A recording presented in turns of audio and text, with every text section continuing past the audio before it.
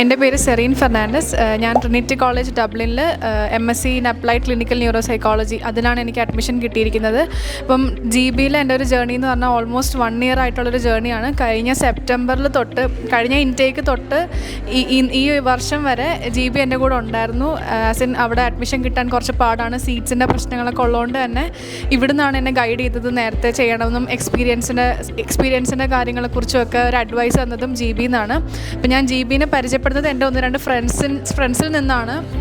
അവരുടെ എക്സ്പീരിയൻസ് നല്ലതെന്ന് പറഞ്ഞിട്ടാണ് ഞാനിവിടെ ജോയിൻ ചെയ്യുന്നത്.